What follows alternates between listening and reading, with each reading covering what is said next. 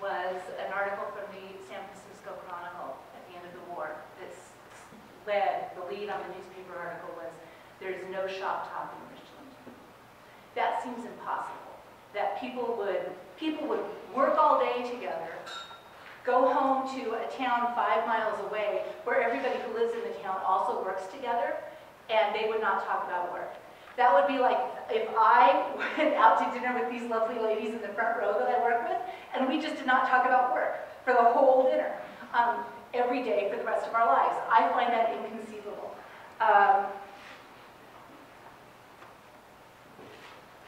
And what Mr. Iverson had to say about that, I thought a really elegant phrase or sentence on page 110 was, "Silence is an easy habit for a family or a community." I think silence might be an easy habit for a family. The research that I've done at Hanford makes me think that that might not be true for a community.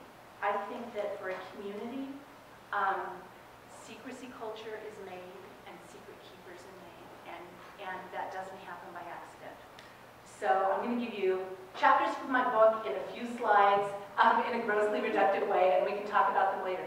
Let me say a couple of things that got pitched out of this, because I'm already way over, heading to be way over on time, are Night of the Little Demons and Radioactive Man. So if you have questions about those after, I'm happy to answer them. So how do you make a secret keeper? In 5 or 6 quick slides. Surveil everything and let people know that they're being surveilled. See that water tower way up there in the top left corner? That has the word "silence means security" on it in letters 12 feet high. That water tower is the highest thing in the entire nuclear complex. You can see it from miles away. Once you've seen it once, you know what it says. You don't need to be able to read it in order to know you're being watched and you need to keep your lips zipped. You make knowing impossible. So first you let everybody know you're watching them, then you make it impossible to know things. So this is actually the reactor core where they put all the pieces together to make the plutonium. Guys who are working on this side only have permission to be on this side. There's one guy on this side, side A, who has permission to talk to one other guy on side B.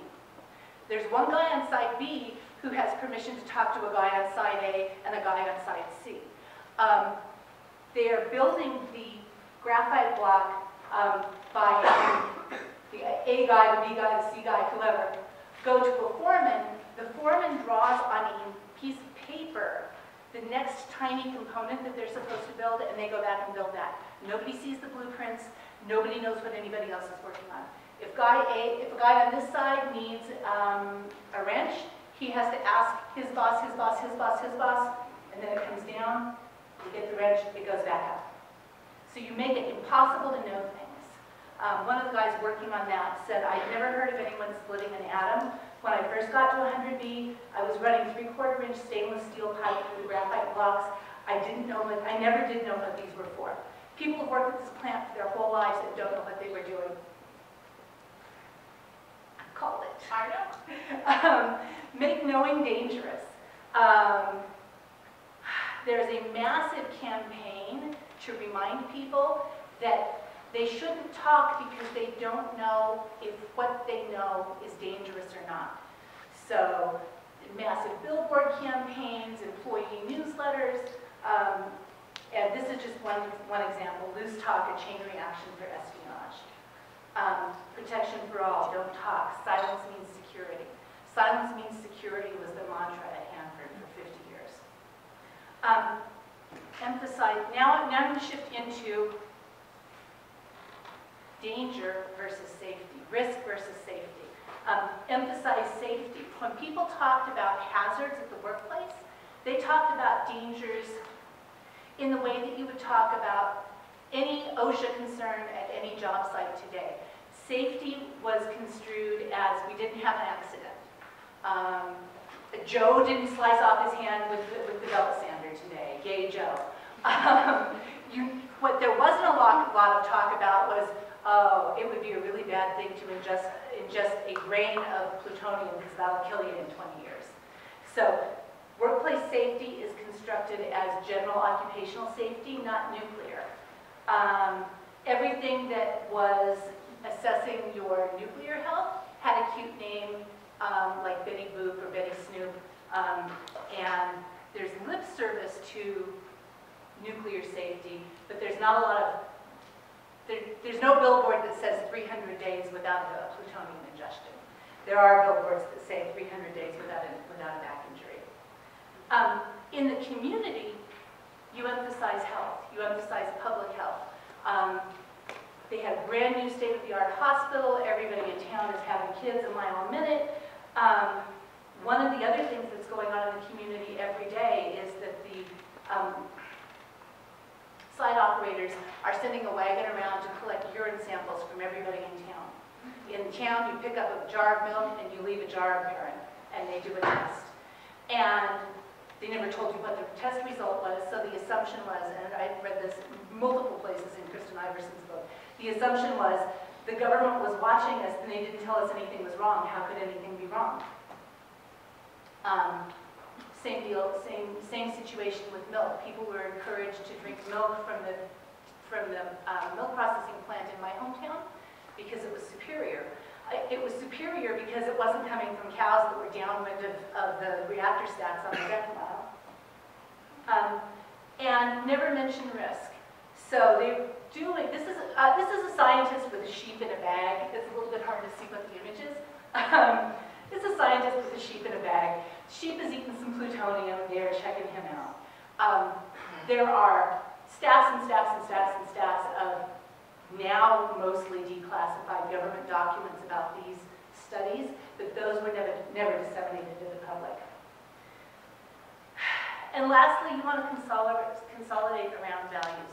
This is from Atomic Frontier Days Parade. Plastic Man in his radiation suit is meeting with the friendly pioneers at the gate on the new frontier. The atomic laundry is still operating and has been for 40 or 50 years. I used to do laundry there. And I'm going to come back to our friend here with the booster stuff. This is homemade paraphernalia. This is not sanctioned Booster Club material. It's a Japanese headband with a sports booster button that says "Nuke them till they glow," which is not super kosher. And when that photograph ran in National Geographic in 1987 as the nuclear reactor was being decommissioned, and the community was really dismayed and hurt by the negative response to that image. It really took them by surprise. They got a lot of flack for it in the national and local press, and they were not prepared for.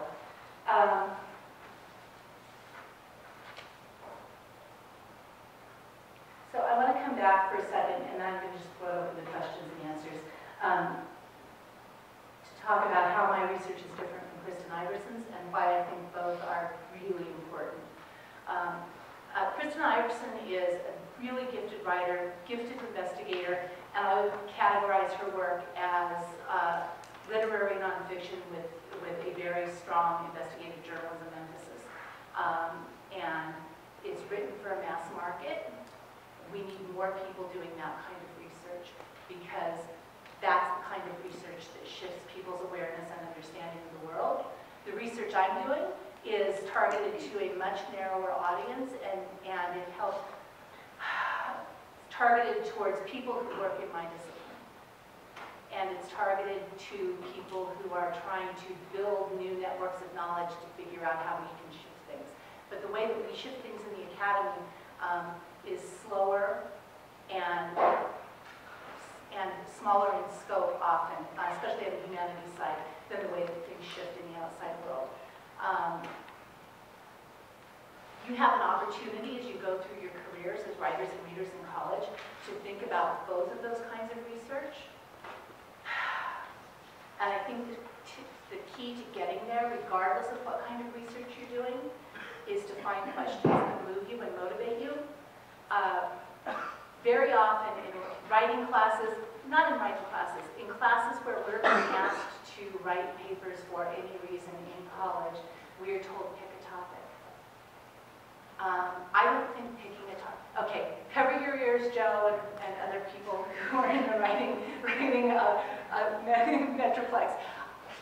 I don't think picking a topic gets you to real research. Real good research starts with a question. And whether your question is, what the hell were they thinking? Or how did this happen? Or something super esoteric and narrow that connects to whatever your discipline is.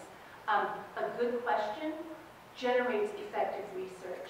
A topic frequently only generates enough research to support the argument that you're trying to make. So we're going to go to questions and answers, but I want you to go through the next 4 years of school looking for questions and not topics. That's it.